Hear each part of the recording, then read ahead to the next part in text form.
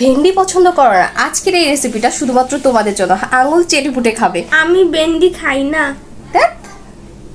চলো তোমাদের জন্য নতুন একটা ভেন্ডি রেসিপি তৈরি করি, দেখতে থাকো ভিডিওটি। বন্ধুরা, তোমরা তো সবসময় ভেন্ডি ভাজা করে বা তরকারির সাথে খেয়েছো, কিন্তু এইভাবে করে ভেন্ডি রান্না করে দেখেছো? এটা জাস্ট ওয়াও লাগে। আর আঙুল চেটেপুটে খাবে। যারা ভেন্ডি একদম পছন্দ করে না তারা তো একদম ফ্যান হয়ে যাবে।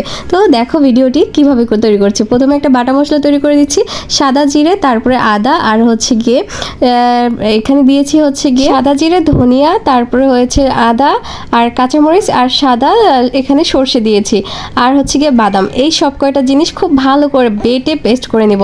আর বাটা মশলার মধ্যে কিন্তু স্বাদের কোনো তুলনাই হয় না। তো এই কটা জিনিস ভালো করে বেটে নেব, শিল নোড়ায় করে খুব সুন্দর করে বেটে নেব।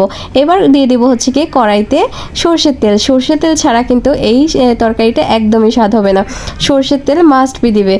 এই দেখো সর্ষের তেল দিয়ে তারপরে এই যে দেখো এখানে দিয়েছি কালো জিরা, একটা দিয়েছি হচ্ছে দারচিনি, তারপরে হচ্ছে গিয়ে এলাচ, তারপরে মরিচ, শুকনো মরিচ আর তেজপাতা, দুটো তেজপাতা দিয়ে ভালো করে এটাকে ভেজে নেব। তারপরে এই যে মশলাটা, আমার বাটা মশলাটা মিহি করে বাটা মশলাটার সাথে মিশিয়ে নেব হচ্ছে গিয়ে হলুদ গুঁড়া। আর হচ্ছে কি এই যে দেখো মশলাটা আমার এখানে যে শুকনো মশলাটা সেটা ভাজা হয়ে গেছে। এরপরে আমি এই যে বাটা মশলাটাকে দিয়ে কিছুক্ষণ, যেহেতু বাদাম আছে, ভালো করে এটাকে ভেজে কষিয়ে নেব।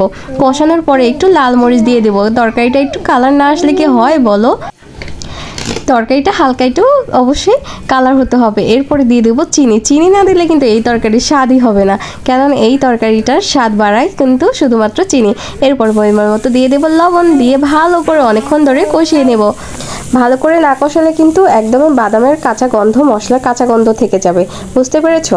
তো এখন একটু মশলার অল্প অল্প পানিটা দিয়ে, মানে জলটা দিয়ে তারপরে কষিয়ে নেব, যেন মশলাটা পুড়ে না যায়। এরপরে যেটা দেব এই রান্নার রেসিপিতে মেইন টুইস্ট হচ্ছে গিয়ে দই, টক দই। তো একটুখানি টক দই দিয়ে দেবো, প্রায় হচ্ছে গিয়ে হাফ কাপের মতো আমি এখানে টক দই দিয়ে দিলাম। আর এই যে দেখো এখানের এই যে একটা কাপ, এই কাপের পুরো টক দইটাই আমি এখানে দিয়ে দেব।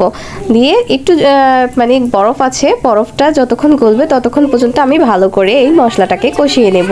এই যে দেখো টক দইটা একদম গলে যাবে, আর মশলাটাও আস্তে আস্তে করে কিন্তু কষানো হবে।